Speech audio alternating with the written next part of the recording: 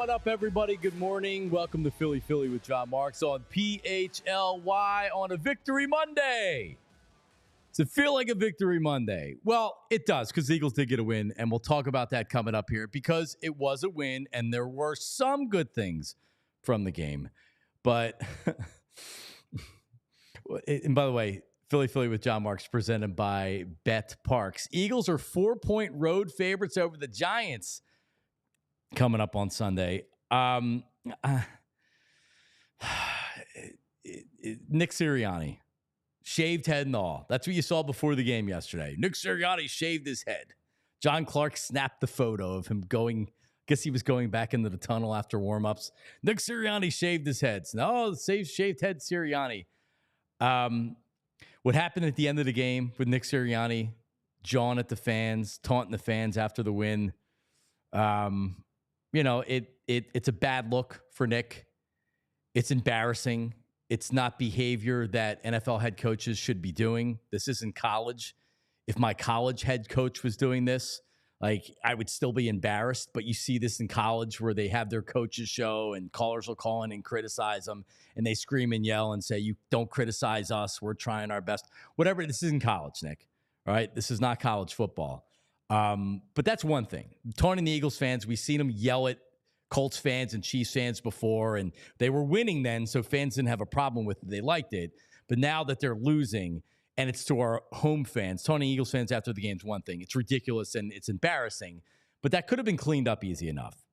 My emotions got the best of me. I was just having fun with them. They were riding me a little bit during the game, so I just having fun with them after the game. It really wasn't that big of a deal. But it was a big deal by the way the Eagles and Nick Sirianni handled it after the game. I am embarrassed for the Philadelphia Eagles. The Eagles should be embarrassed. Nick Sirianni should be embarrassed. The behavior yesterday at that press conference, bringing the children up to the dais for the entire press conference, and then Nick's bizarre behavior that ensued for the entire press conference, I couldn't stop cringing. And it was difficult for me to get through it. I actually had to stop it and then restart it to make sure I listened to the whole thing. After the game yesterday, I didn't get to really catch it live all the way through. It was after the game. I was sick all weekend with some type of flu. My wife got it yesterday. My daughter got it yesterday. So I had a lot of things going on. I knew that he brought the kids up there. I saw some of his answers, but I didn't really get a full grasp for what we were watching until I went through it all this morning, and I watched it in its entirety. The Eagles should be embarrassed. Nick Sirianni should be embarrassed. There's a time and a place to bring your kids up to the dais after you clinch the NFC East, after you win the NFC Championship game and you're wearing the NFC Championship hat, in circumstances like that. Not after you beat the Browns on a Sunday 1 o'clock game that was uninspiring and not really impressive. That's not the time to bring your kids up there. After you were just taunting your home fans and you got caught on national TV doing it, and you knew that, and you were prepped for that going into the press conference. So whether or not they were being used as a shield for their dad at the press conference doesn't really matter the true intent before, because he has brought his kids up to the podium before. He has. It doesn't matter because it looks like they were using them as shields yesterday. The whole thing was bizarre. It was troubling. And I'm actually angry about it. As a father of three, I couldn't imagine bringing my children up there like that. They don't need to have that. They don't need to be up there for that. It's not necessary. It's inappropriate. After the NFC Championship game, bring your family up. Give them kisses. Everybody's happy. That's not the situation that it was yesterday at all. I want to play the beginning of the press conference. Nick Sirianni, after he was probably told you got caught And he's already out of control. Nick is shown to be out of control in situations after games, yelling at Colts fans, F-ing Kansas City Chiefs fans, being caught on camera by it. He was very much on edge yesterday. So we had the first 40 seconds of the press conference, and this is where he's more or less still remembering the coaching that happened, because he's being coached on what he should say at the beginning of the press conference. This is courtesy Dan Wilson of WIP, posted this on Twitter. Here's the first 40 seconds of Nick Sirianni press conference yesterday. It's hard to win in this league, so we're excited to get the win. Our fans created a couple false starts that really helped us win this football game, but just excited to get the win, and appreciate the link support. It's damn hard to win in this league. Man, and they got some really good football players over there, and I know Coach Stefanski is a hell of a football coach, and so it's hard to win. Very hard to win in the NFL. He made sure he thanked the fans early on. Oh, the fans, they were very loud and they were great. And then later on, after he had calmed down with everything, then he started to criticize the fans a little bit. So let's hear Nick Sirianni a little bit later on in the press conference, because what's one of the biggest questions that fans have towards Nick Sirianni and the Eagles offense? Why can't you score in the first quarter? It's another game of not scoring in the first quarter. Valid, legitimate question. Watch how Nick Sirianni jumps all over this question. Here he is. Because y'all are making a big deal about it. I mean, it's like, guys, we're going to figure it out. We're going to fix it. We've known how to score in the past. Like, we get it. You guys have a job to do, and you're going to fixate on one thing, and you're going to be like, oh, they haven't started fast, or they haven't turned the ball over. Like, we got it. Like, we're going to do everything we can do to fix it. Like, and I don't want that to be in their heads. That's why I'm basically telling you guys, all right, we got it. We'll figure it out. And so sometimes you get things in your head, and you continue, and it kind of, works there. But like, the defense started their ass off. The defense started their ass off. It was 10-0 to start the football game off, and the defense didn't let up a play. And so they played their ass off. So they started fast, right? And we'll get it figured out on offense. Yeah, and there's a wider shot of that video where all three kids are kind of reacting to him using the word ass. And I know you can say that, and it's not technically a curse word. Is that appropriate language to be using with your three children on the day? See, that's what I'm saying. He used the S word, which is bleeped out if you watch the press conference. He used the word damn a couple times. Again, like, not capital offenses. I don't use that language in front of my children. Sometimes you get a slip. But what is he doing? You're bullying the press and telling them that more or less, don't worry about it, we're going to figure this out? No, Nick, you don't get to tell us you're going to figure this out. There's no way that you're going to be able to answer that question that's going to be satisfactory to any Eagle fan, because it's just words. So just leave it at that. Say that we're working really hard. It's very difficult. I don't know why. We're starting slow. We have to change that. We're doing everything that we can. We're going to continue to look into it. And you're right. It's something that we have to do a better job with. Instead of bullying us and telling us you're going to figure it out, and it's something that you're always talking about. Yeah, because you're not scoring in first quarters of games. Of course it's something we're going to talk about. When you have an unimpressive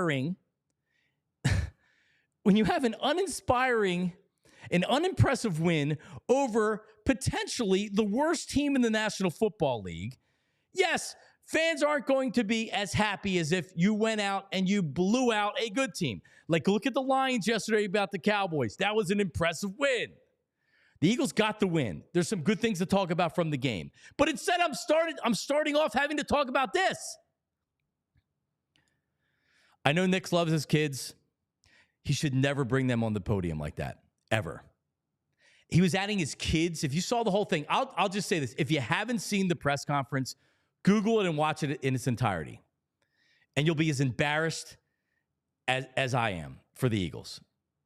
His behavior was bizarre. I couldn't stop cringing. He's adding his kids into the answer. Like, he's asked the question, and all of a sudden he's going back and forth with his kid, but his kid's not answering. And he's talking about his daughter, like, oh, unless you want to play football. Like, it was one of the weirdest press conferences, and I've seen a lot in my life. It's one of the weirdest press conferences that I've ever seen. It's pretty easy. It's pretty easy to do after a game like that, even after you taunt the fans. I think it's pretty easy to handle. Just having fun with them. It wasn't meant to be mean-spirited. They were riding me a lot during the game. I was just giving it back to them a little bit. Wasn't supposed to be taken any other way. And I think most people would have been like, all right, it looks bad, but all right. Because guess what? No, Nick Sirianni's in a no-win situation right now.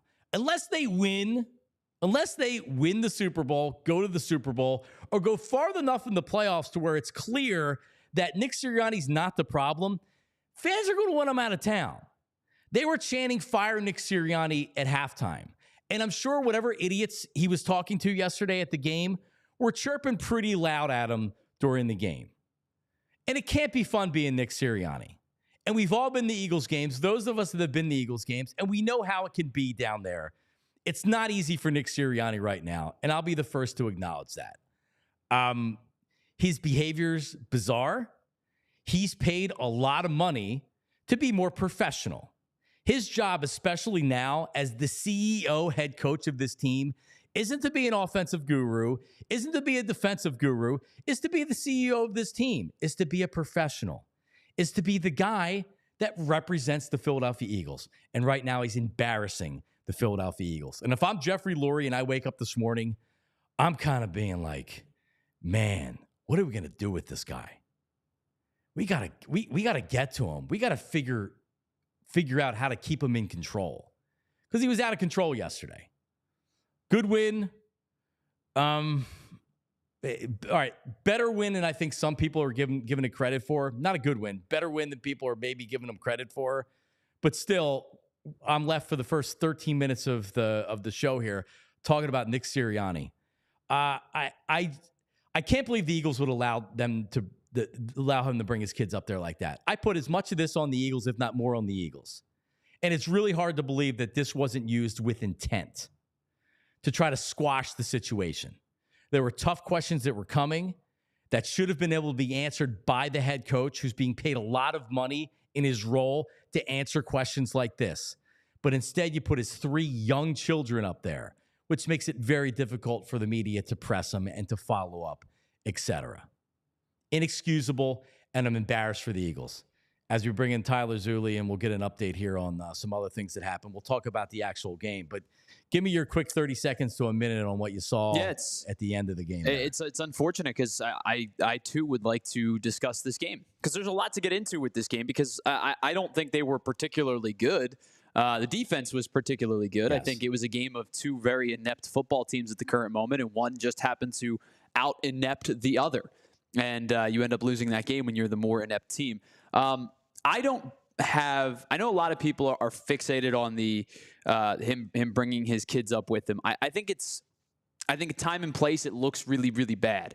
I do think that it was an intentional decision to bring his kids up with him.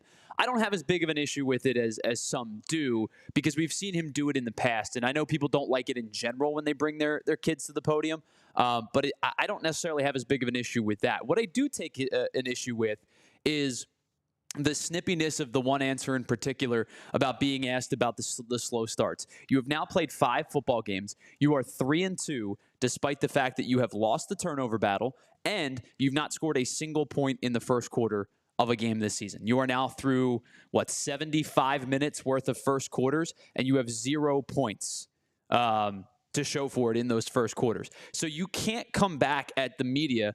And it sounded like maybe Jeff McClain was asking that question. I don't want to say definitively who it was, but you can't come back at the person who was asking this question with some snippy, snarky answer when your team has struggled in the exact question that is being produced by the media. So the thing that bothers me about his post-game press conference the most is his snarkiness to a very, very fair and valid question that this team has continued with a situation where this team has continued to struggle with through the first 5 games. And last year, I think it's 7 regular season games that they haven't scored.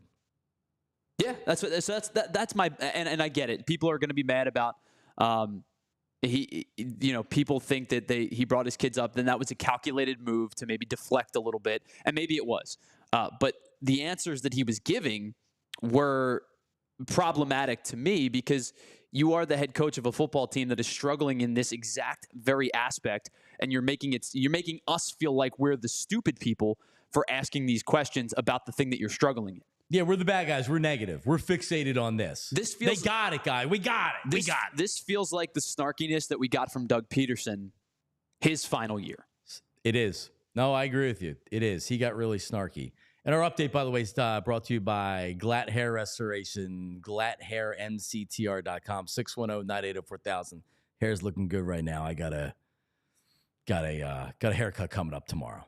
So anyway, but so there, like you had said, Tyler, there's a lot of great things to talk about with the game.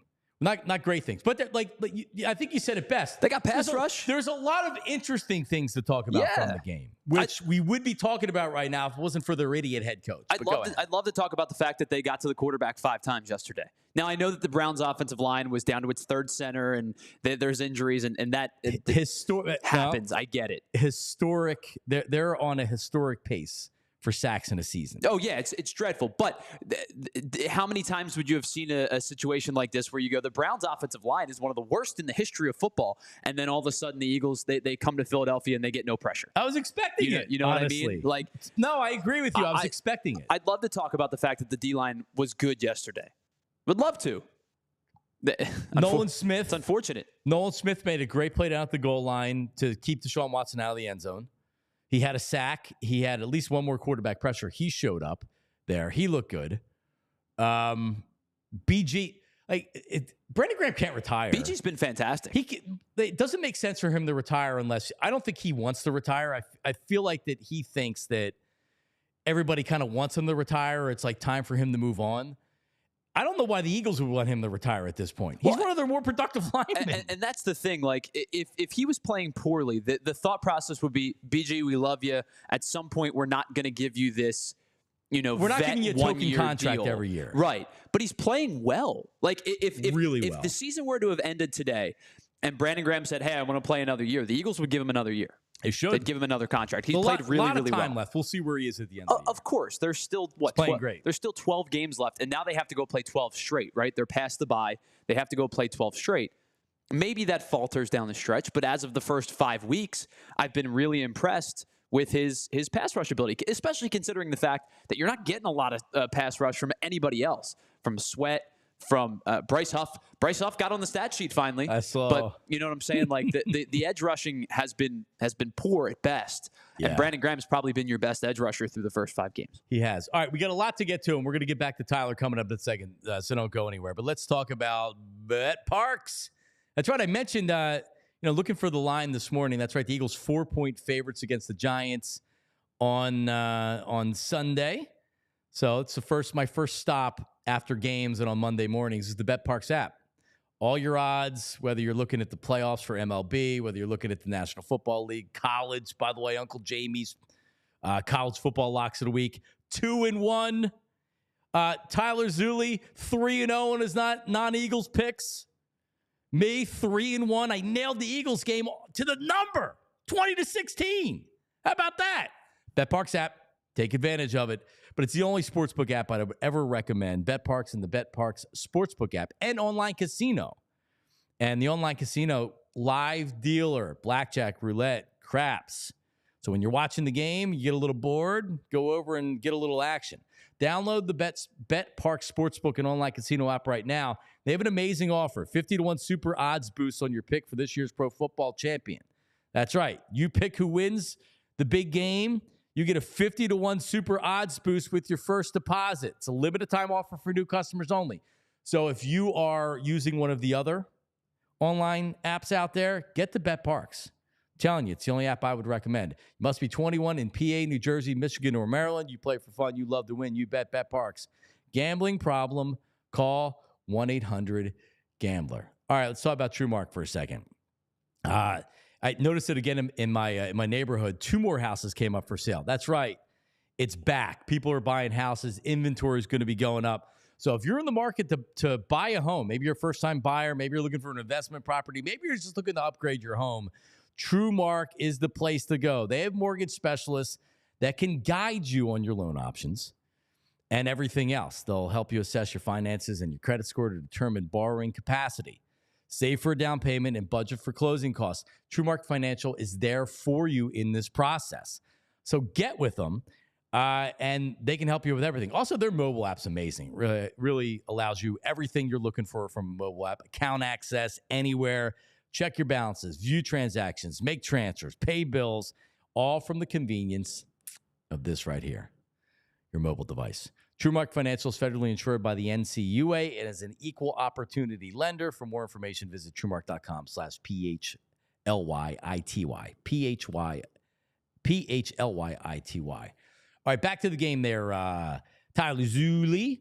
So, yeah, defense was good. How about Keely Ringo with a monster hit? I don't even remember what part of the game that was. I just remember using my DVR and going back and watching it a couple times. That was a big hit. Now, he was playing because the Eagles, again, ravaged by injury. Slay was out for a while. I forget who else went out in the secondary. Avonte Maddox did, too. Avonte went out. Good game for DeJean. And I love the way that Vic Fangio was using him in the blitz game, especially early. I liked what Fangio did. Right, he was aggressive. He didn't stay back with just rushing 4 or putting an extra guy in there. He was aggressive in blitzing. So I liked what Fangio did. Defense played well all game. It is important to note that the Browns' offense sucks, and Deshaun Watson had the lowest quarterback rating of a player in a really, really long time.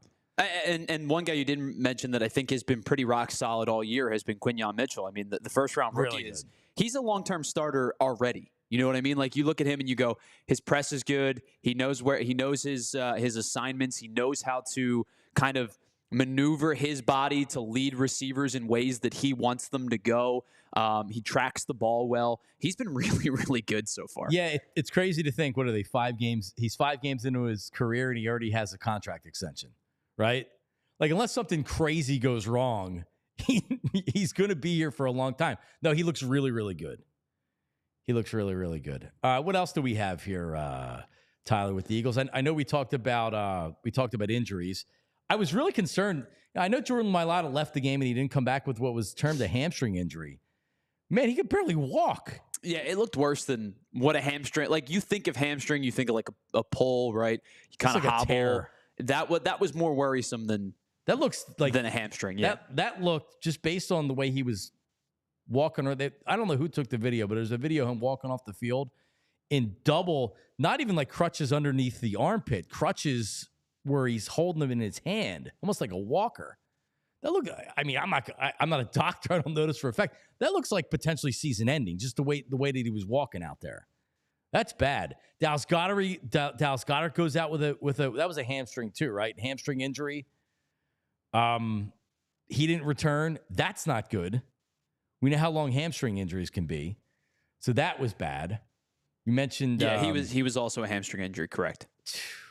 Man, so that's not good. Dallas had just, I guess, when they needed him the most, when the wide receivers were out, but injuries were a problem. Now, so the offense, Tyler, and I'll say this: I thought Jalen Hurts played well yesterday. I don't think it was a bad game. I'm not going to go crazy, and maybe we're lowering expectations on Jalen. But I thought he played well yesterday for the most part. I believe he was also helped by some incredible catches by A.J. Brown.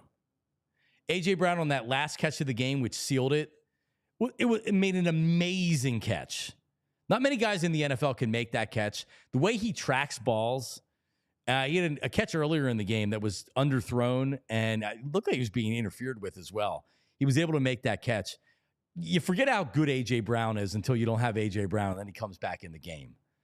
A.J. Brown's unbelievable. Yeah, I mean, I feel like I'm a broken record at this point. I've been saying this for like a year and a half now, but specifically since you and I have started this show, A.J. Brown's the best player on this football team on either side of the ball.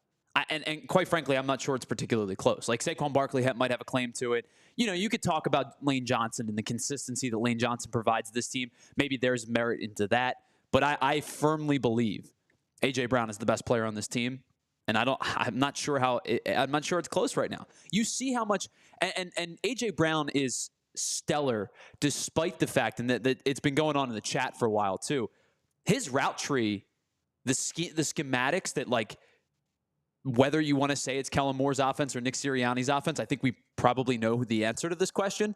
The route tree is terrible. Like, they're not scheming him open. He is saying, I'm A.J. Brown. I'm getting myself open. And even when I'm not, these 50-50 balls are really more like 70-30 when you throw them to A.J. Brown. So he to me is the best player on this team. It's not close. The offense gets better when he's on the field. It gets substantially worse when he's off the field. I mean, that's pretty straightforward, of course. But to me, like, he is the difference maker. Yeah, Saquon, you would argue Saquon and AJ are probably the two best players. Saquon got bottled up yesterday. I think that was more that the Browns have a really good front, and they were saying, we're not going to let Saquon Barkley beat us. You're going to have to throw to beat us. Sure. So, like, you looked at yards per carry. Saquon didn't have what he's been doing for the entirety of the season before this game. And I'll give Kellen Moore some credit here. We've seen this a couple times now where he's running these crossing routes where the defensive back's getting picked out of the play. It's like almost like a rub route, but not. I saw Shio Kapati on Twitter hit the term he used for it. But on Devontae's touchdown, we've seen it a couple times now. Dallas Goedert's touchdown. It's effectively mesh concept. It's yes, all mesh concept, and mesh concept effectively allows you to run crossing, diagonal crossing routes or opposite crossing routes to use one of the two receivers as a legal pick. And it clears out that whole side of the field. They've used it for big plays this year, and it's worked. You can't stop mesh concept. You just can't. Right. Well, and Devontae got it yesterday, touchdown. So that's been a big part of the big plays that they've made. Well, and I will say this, shameless plug, and I'm sorry to do this. We talked about this on the Penn State show a couple of weeks ago, why mesh concept works so well. And Jason Kabinda has played both sides of the ball. He's been a linebacker and a fullback. He knows what it looks like on both sides. And he was basically laying it out and explaining it to us to say it becomes an unstoppable concept if you use it correctly, because if you use zone, you just find the soft spot and you sit on your drag or your cross. If it's man, you just continue to take your man across the field until either you beat him or you and your opposite receiver get each other to basically run their defender into each other. Right. We're gonna have to Fran Duffy on this week to see how much zone and how much man they're playing, because I think what teams will do is start playing more zone if they're playing a lot of man, because then that would kind of take up for that. But yeah, so that got points. I mean, like, for the most part, they're gaining yards, but they're not able to finish. I don't know. It's still uninspiring. And again, a lot of this, Sirianni draws the ire of the fans. And I get it. It may be unfair. It's his job title. When you're Siri's telling me for some reason. Like you said Sirianni. That's what got it. God, good pickup by you. I don't know what to tell you. Life's not fair. Right? You're the head coach of the football team when your offense isn't great or you're not scoring points in the first quarter. See, that's actually where, if you're not calling the plays and you're not designing the offense, that's something where Nick Sirianni actually, that should be his job title. That should be something he answers for. Is like, hey, Nick, this isn't your offense. You're not calling the plays. How about getting creative and figuring out, hey, what can we do to get going earlier? If you notice in the first couple drives, it seemed like it was a handoff and then 50-50 balls. Like, no imagination, no creativity. The first 15 from Andy Reid were always his best plays of the game. And then after that, people always seem to say, hey, well, why can't you do the first 15 for the first 45? Well, it doesn't work like that. Teams adjust, but Andy's first 15 were always great. Nick Sirianni, his tenure here, they have not been good in the first quarter, starting games and scoring points. This just isn't this year. This goes back into previous years. If you just Google it, and you'll see it. So anyway, what else do we have from yesterday and the weekend there, Tyler Zuli? Any more Eagles, or what else? We got a lot to get into. We can break down the Eagles a little bit further. Obviously, they are the only team in the NFC East to come away with a win yesterday. So if you want to take that away from this, despite questions and concerns and whatnot, you can at least take that. The New York Giants last night on Sunday Night Football, they pretty lifeless. It was a pretty bad football game. I actually ended up going to bed pretty early. I didn't even stay up for it, and quite frankly, it was probably a good decision. The Bengals beat the Giants 17-7 on Sunday Night Football. Joe Burrow ran for a 47-yard touchdown, and that was pretty much the highlight of the day. That was the first drive of the game, too. Yeah. Chase Brown with a rushing touchdown, Tyrone Tracy with a rushing touchdown. The Bengals win this one 17-7. Both teams are now 2-4 on the regular season. The Dallas Cowboys absolutely eviscerated by the Detroit Lions. They lose 47-9, and it was 7-3 at the end of the first quarter. It was a football game until then. Then the Lions ran off 20 of the next 23 points. They end up scoring 20 in the second, 10 in the third, and 10 in the fourth. Jared Goff throws for 3 scores. David Montgomery rushes for 2. And the Cowboys basically had no answer. It was 47-9. The Lions win that one. Detroit 4-1. The Cowboys now 3-3. Yeah, that if you blink, the game got out of hand pretty quick. And I couldn't help. We do this a lot of times. Like I saw people last night complaining. They're like, oh my, because the Dodgers routed the Mets. You may mention that coming up. Yep. But I saw a lot of Phillies fans saying, well, it should be us there. We would have given the Dodgers a better chance. No, you wouldn't have. The Mets were better than the Phillies. Like, stop. So you always want to bring your team into the conversation. Sure. And I was doing it yesterday with the Cowboys and the Lions. Weren't the Eagles supposed to be on par with the Lions? Wasn't the Eagles offense supposed to be like on par with the Lions offense? Right? Like, isn't that how the league or we looked at this offense? I will say this: maybe it's to the credit of the Lions more so than the discredit of the Eagles. I'm not sure anybody's offense is on par with the Lions right now. Well, it's both. They are probably the best offense in football at this current juncture. Yes. I believe they've now scored 40. But weren't we talking about the Eagles that they're in that category, that they had the best skill guys in football? Oh, yeah. All right, so we have the best skill guys in football and a great offensive line. Why aren't we there? That's my point with this team. That's my point with you, Nick Sirianni, coming in trying to bully the media. You're supposed to be like that. Instead, you can't get out of your own way on offense sometimes. But that Lions team is unbelievable. They have two really good running backs. Yep. They have a couple of wide receivers that are studs. They have a stud tight end who finally got off the schneid. Yeah, and scored a touchdown last night. And Jared Goff, I don't know if you saw this, the last 2 games statistically is the best 2 games in NFL history for a quarterback. That good, huh? He was 18 for 18 last week, and then what he did this week, where he's just, I mean. You try to figure it out sometimes. I felt like that Goff got scapegoated with the Rams, but I give the Lions a lot of credit, and maybe they got a little bit lucky here because they got draft picks to take on Jared Goff to take his contract. But damn, they just didn't say, hey, we're drafting a quarterback. Screw you, Jared Goff. They said, hey, it's your job. You're here. Yeah, maybe a win-win for both teams. Obviously, the Rams go and win the Super Bowl with the first year with Matt Stafford. And, they've dealt with a lot of injuries. But you're right. And the Lions, remember, too, the Lions were not good Jared Goff's first year in Detroit. They were talking about potentially, drafting a quarterback after that season. And as you said, stuck with him. Had a really good year last year. Looked like they're on pace for a really good year this year. By the way, back-to-back 40-point weeks. It was 42 against the Seahawks 2 weeks ago. They had the bye last week. And then 47 points this weekend. So 89 points in the last 2 weeks for the Detroit Lions. The other NFC East game, the Washington Commanders fall to the Baltimore Ravens 30-23. Baltimore is 4-2. The Commanders are 4-2. I don't think we could talk about Jaden Daniels anymore. He's awesome. Played a good game. The Commanders weren't able to keep up because the Ravens were clicking on all cylinders yesterday. Derrick Henry, another 2 scores, 130 yards rushing on 24 carries. Looks like he's a great acquisition for this Ravens team. They're now 4-2. And the Commanders are also 4-2, leading the NFC East after 6 weeks. Yeah, a totally acceptable loss for Washington. The Ravens were a preseason Super Bowl pick for many, including Tyler Zulli. Yes. So, and you're going to lose games, and they were still battling right there. So I still believe Washington is the team to beat in this division. By the way, just one more thing on the Lions. Aiden Hutchinson goes down with that compound fracture. Yeah, that did during not the look game. Good.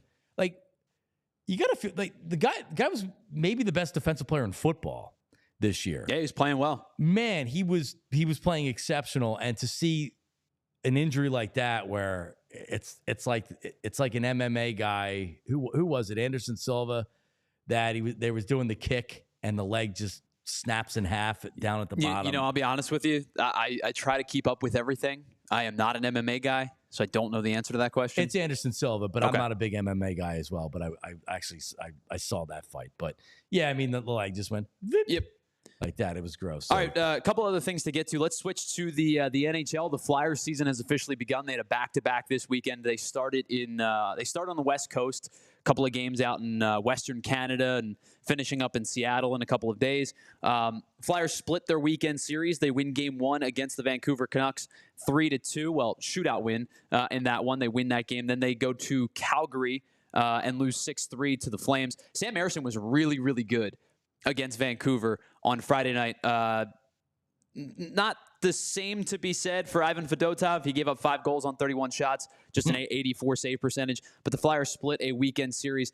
Both Matvei Michkov and Jet Luchenko make their NHL debuts. Michkov gets into the scoring chart, scoring column for the first time on Saturday with an assist.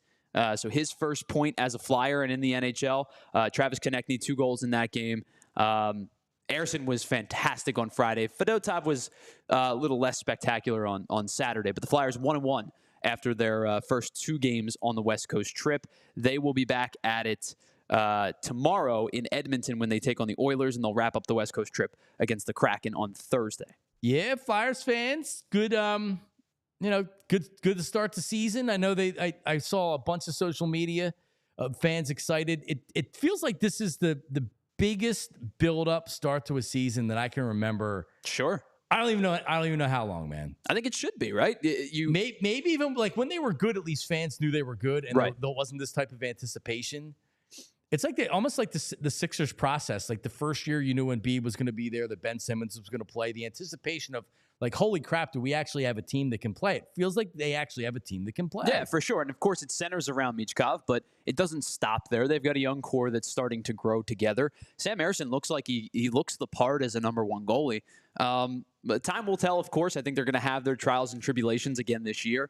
They're probably a fringe playoff team this season, but if they don't make it, but they improve, then that they're going to be trending in the right direction, I think, for the foreseeable future. One final note, you did mention the Dodgers crushing the Mets. They win 9-0 last night. More importantly than the 9 runs scored for the Dodgers, LA, whose big question mark heading into the postseason was their pitching staff, especially their starting pitching staff. Well, they've now had 33 consecutive scoreless innings, which ties a postseason record. So if in Game 2 tomorrow night, they have a scoreless top of the first, the 2024 LA Dodgers will have the longest consecutive scoreless postseason streak in the history of baseball at 34 innings played. Man. Yeah, the Tigers, and at the time when they traded Flaherty, they didn't think that they were going to be competing to make the ALCS or make the World Series or whatever. And it ended up, maybe it's the move that keeps them out of the ALCS, because he has been spectacular with the Dodgers. Jack Flaherty, you're saying? Yeah. It would have been. I think at the time they're not thinking they're going to go on this miraculous run. I would have done the same thing. Sure. But it's unfortunate for him that they went on the run when they did. But it's great for. I watched the first half of the Sunday Night Football game. I was kind of flipping back and forth. I honestly I was sickened at halftime. The Eagles give up that blocked field goal touchdown, which, by the way, give it Myles Garrett. It's like, come on, leaping over the line of scrimmage and then blocking a field goal, and they're all buddy Rodney McLeod taking it to the house, which was actually was a really good play to get in the end zone. Then they go to halftime. Now I'm like furious because I was thinking, hey, it could be 17-3. Now it's 10-10, and they're doing promos for the Mets and the Dodgers, and it was just salt in the wound, man. It was like, damn, that's right. The Mets are in. But I was glad to see the Mets get Did you watch the pregame yesterday by any chance? The Dodgers-Mets pregame? No. It was short because of the NFL. I did not. People noticed this on Twitter, too.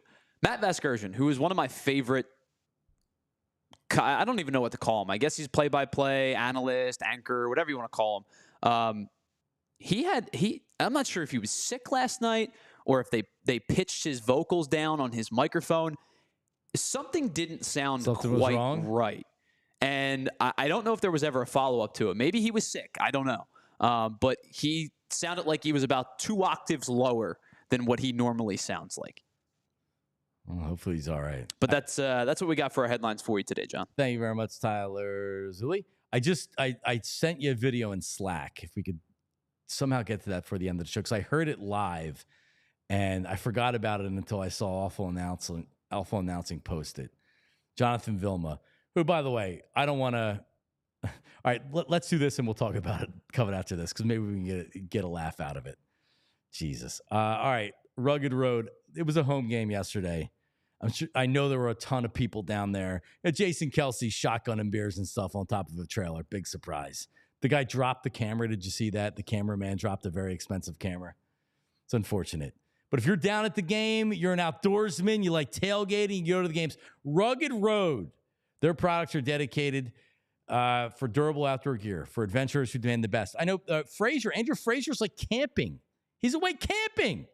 He was making nachos on the fire, living off the land. Yeah, well, that's his thing, man. He loves being outdoors and like away from everybody.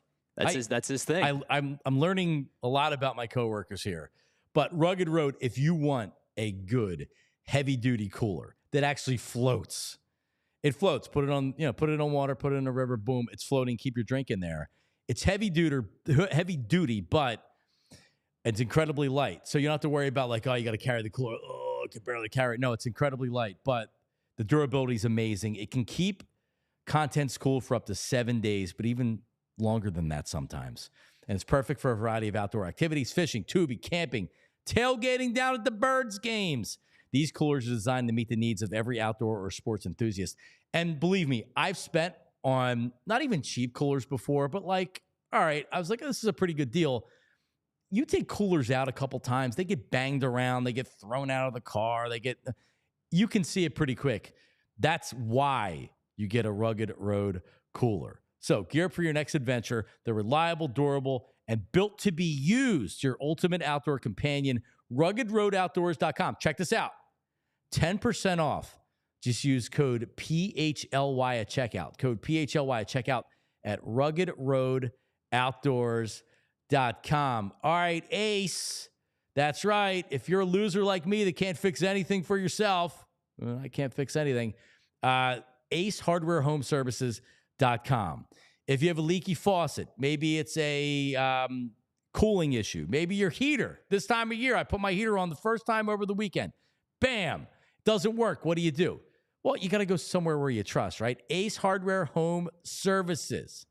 All right. Plumbing, heating, cooling, electrical, free estimates on equipment installation and replacement with trusted advisors and options that are best suited for your home and budget. And if something goes wrong after hours, at night, you lose your heat during winter, what do?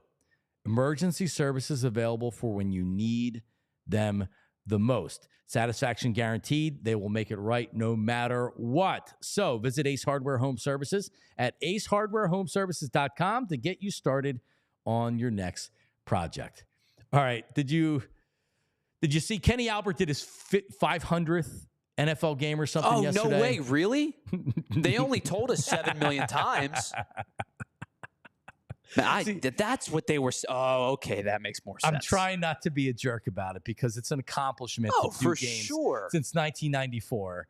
And they wanted to give him a cake on camera and honor him. And like Kenny's not one of these guys that demands attention. He very much is what he is. He's doing probably the 4th best game of the weekend, or like he does the East Coast games. He's never doing primetime games. He's never doing the number 1 game. If the number 1 announcer's out, they're not subbing him in. He's essentially the modern day Dick Stockton. Is that fair? He's the modern day Dick Stockton. You're going to see a lot of Eagles Giants with Kenny Albert.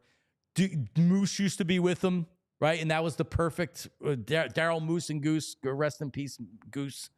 Right? Like that was the perfect Kenny Albert. Like not a fancy, not a good crew, but like, okay, I don't have any issues with Kenny Albert. He's fine. 500th game, they gave him a cake. But Jonathan Vilma, his newest partner in there. And like for the most part, I think he's all right. Whatever. It's like background noise to me. But something caught my attention yesterday. And I kind of heard it passively. And I said, what is he talking about? And I went back with the DVR. And yes, I still have conventional cable. I went back and I listened to it. Do we have it, Tyler? Yeah, give me like 2 minutes. We will have it for you. Okay. All right. Well, he yeah, he says that, and we'll just have to play it. Well, I'll just have to wait the 2 seconds or the 2 minutes to play it, because he's just like, I'm not really sure when these national guys come in here if they understand what it's like playing, broadcasting, etc. in Philadelphia. Now, Vilma went to Miami, University of Miami, I believe, and he played for the Jets. So maybe if you're an NFC East person and you're more familiar, or you've played in, former player that's played in Philly, you have a better understanding of what's going on. Like when the Eagles are struggling, even if they have a winning record, even if they're playing a good team, which they weren't playing a good team yesterday, they were playing a good defense. Like they're still going to get booed when they're struggling. It's a reaction boo. It's not outrageous. I heard Patriots fans booing the Patriots yesterday, and that's a young quarterback and a team that doesn't have a ton of talent. I watch a lot of pro football, and I hear boos at a lot of games. We're not the only fan base that fights. We're not the only fan base that gets drunk. Just look at videos after every weekend of the NFL. You'll actually see more of those things in other places than in Philadelphia. I see it all the time. I see fan fights that aren't in Philadelphia. In fact, I haven't seen a fan fight video from an Eagles game in a really long time. I see people, there was a video I saw from some NFL game of a woman throwing up on the concourse yesterday, right? Yeah, that was Dallas. It was okay. So it's like, this is an NFL problem. This is not a Philadelphia problem. And a lot of it has to do with alcohol. All right. So I'm always shocked when it's what's going on with the Philadelphia fans. Jonathan Vilma was almost like, he wasn't in belief that what we were seeing or what he was hearing was something that was actually happening. This isn't a team that was coming off a Super Bowl. This isn't a team that started 4-1 or 3-1 and had been playing really good football. This is a team that was underachieving. This is a team that had a historic collapse at the end of last season, and it has kind of went into this season. This is a team that is 4-8 in its last 12 games. Part of your job when you come into town, when you come into Philadelphia, is you're trying to get a temperature for how the city is feeling about the Eagles. So you can understand, like, what's it going to be like in the game? The producers a lot of times try to bring you that feel, but also they're trying to let their talent know exactly what it's going to be like doing the game, how the fans are likely to react. After all, we care more about the boo than any fan base in the history of the world. We like to protect our boo.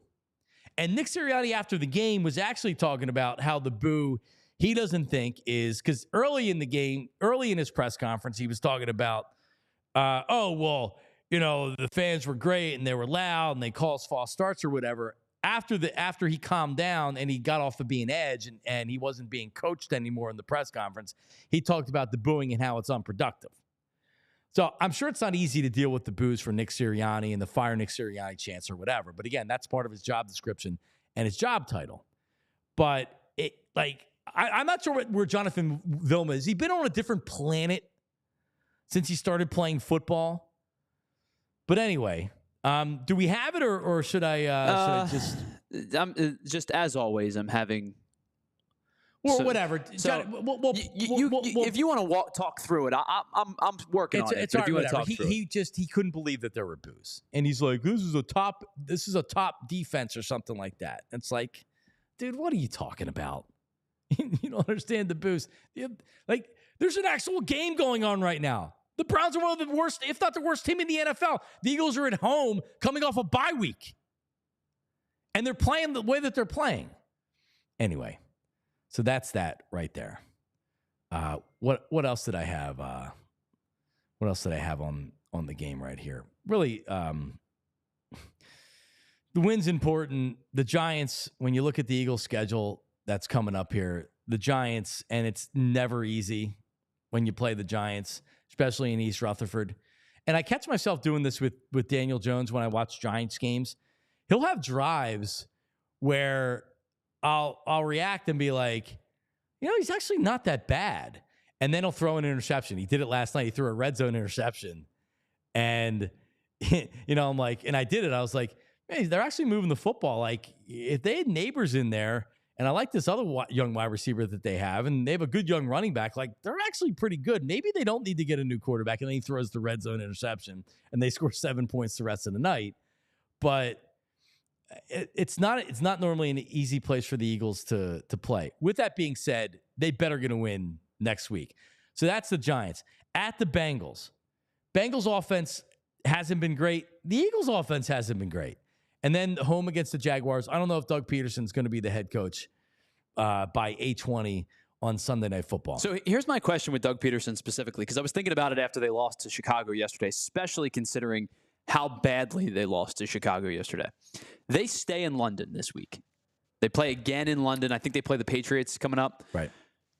I'm not sure you fire the guy in midweek in London to figure things out when you're across the ocean from where your home base is. If they lose to New England this upcoming weekend, they will be 1-6.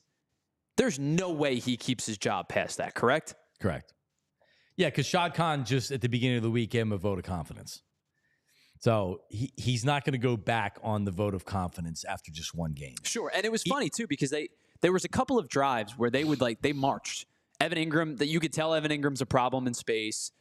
Brian Thomas dropped an open touchdown. Evan Ingram fumbled the ball coming out of the half. Yeah, I saw that. They shot themselves in the foot a lot yesterday.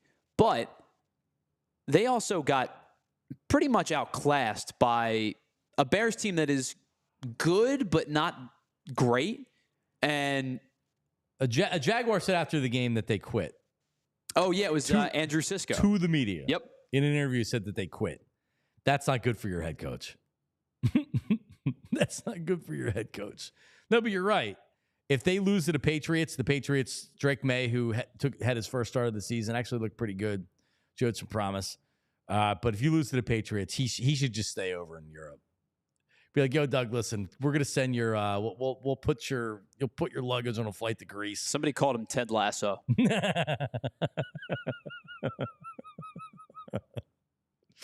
Yeah, he's cooked. I actually feel bad for him. I mean, and this has kind of been Doug 2.0. I'm not sure that I do, because I don't understand a person who would tether their entire existence to Press Taylor and then do it a second time. It just doesn't make any sense to me. I don't think that I don't want to say I don't think he's smart enough to know any better. I'm just not sure that he knows any better, or that he knew that was a bad idea. Because if you look at it, initially when he comes in, he got a bump from the Eagles and he got a bump from Jacksonville. He came in and cleaned up Urban Meyer. The team made the playoffs. It's not like they didn't make the playoffs. They also last year had a historic collapse, and yesterday his own players are saying they quit. So at some point, it wears off off for sure. Too. When he falls hard, brother. But yeah, so the Jags have the Patriots and they're home against the Packers, and they're at the Eagles. If they lose to the Patriots, I would say there's a 0% chance that he keeps his job. But so what I'm saying, getting back to the Eagles here, is that they need to start winning these games, man. Like the Giants, they're favored. They got to win the game. The Bengals will be tough. Home against the Jaguars. Like at some point, there's got to be a pivot point to a season. And I was even saying this yesterday. I did a little video that I threw out on my social media after the game. And in 2020, what was the flower speech 2021? Right? Because 2022, they went to the Super Bowl. So 2021, the pivot point of the season was the Raiders game and was the flower speech. It really pops up and it grows. Watering. Are you watering and are you fertilizing? He got mocked for it. People made fun of him. Media made fun of him. And his players, and Brandon Grant told me this himself, felt like that people were being unnecessarily mean about the whole thing. They understood what he was saying, and he was being mocked, and the players felt a certain way about it.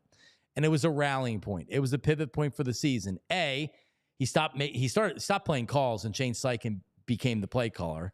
I think Jonathan Gannon made some changes on defense as well. And the team really found a rallying point, and it was a pivot point to the season. I was wondering yesterday, because after the game, Nick had said that during the bye week, his players had said, hey, we want you to be you again. We want you to be you on the sidelines.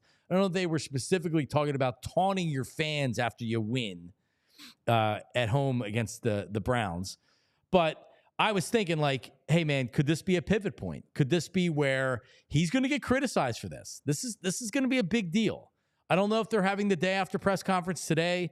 I think Nick is normally on the WIP morning show after unless it's a primetime game, every Monday morning. I know he was not scheduled to be on the show today. Again, I believe that's because of the comments. That's because of the press conference. That's because of what he did after the game yesterday. But could this be a potential rallying point for the team? And I don't think so. But the way you play for 5 games doesn't necessarily mean that's the way you're going to be playing after 15 games, Tyler. And It's fair. You can turn your season around. The Patriots are 0-4 when they won their Super Bowl in 2000. The Eagles are 3-2. They're very much still in the thick of the NFC. Outside of the Lions, it's right there. I know the Vikings have a great record. They don't scare me when it comes to the playoffs. The NFC North is pretty good this year. But still, there's a big-time opportunity for the Eagles to turn this around. Maybe this can be kind of the pivot point where everybody kind of bonds and they become a team and they have something that you can unite against.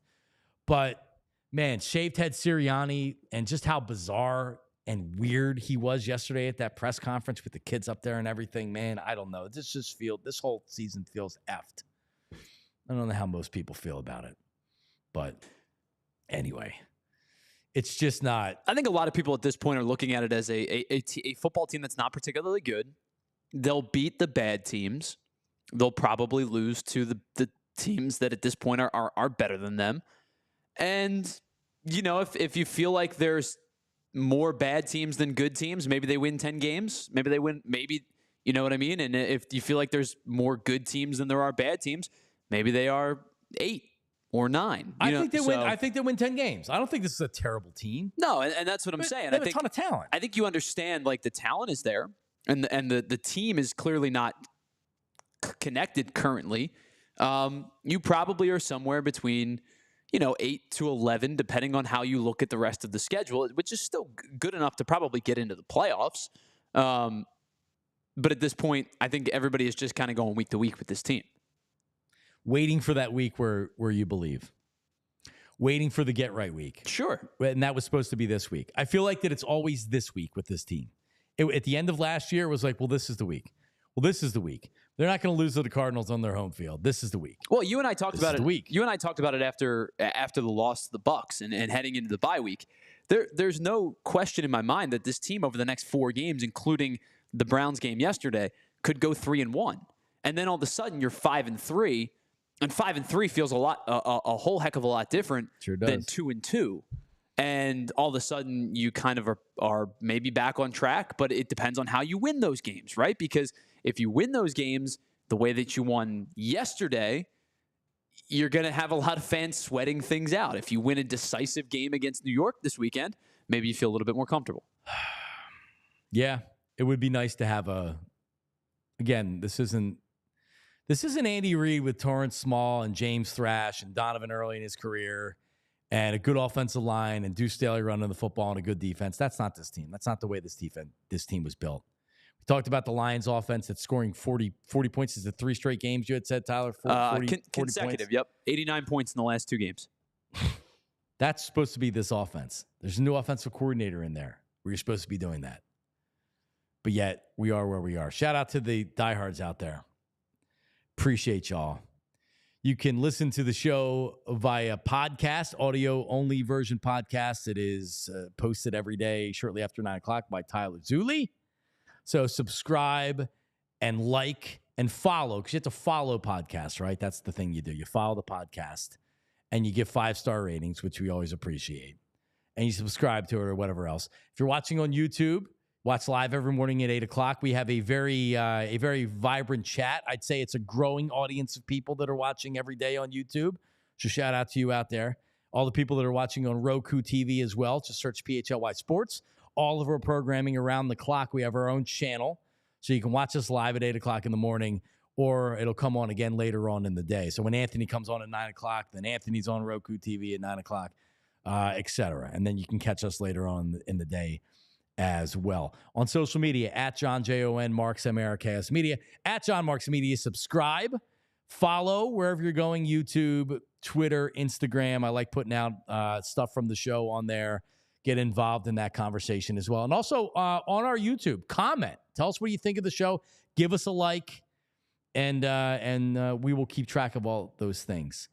In parting, and tomorrow, I guess we will still be talking about this because Sirianni will have to talk about it again. Maybe he can clear things up without his children up there being used as a shield. But I am embarrassed that the Eagles allowed him to go up there with his kids yesterday. I'm embarrassed that Nick Sirianni took his kids up there yesterday. The yelling at the Eagles fans is ridiculous after the game, and it shows you how much of a child he can be sometimes. But if he would have just spoke about it as a man after the game and just said, I was going back and forth, it really wasn't supposed to be that big of a deal, I got excited, then I think it would have been cleaned up pretty quickly. As it stands, taking the kids up there and having a really, really bizarre press conference was a really, really bad look. And I'm really bothered by the behavior. And I invite people to go watch the entire press conference yesterday because it is as cringeworthy as anything I've watched in a really long time. So we'll be back tomorrow live at 8 o'clock. Switch over to Ant and see what he has to say about all this stuff. Anthony Gorgano's show is going on live right now. We'll talk to you tomorrow. See you. We all silly like the mayor.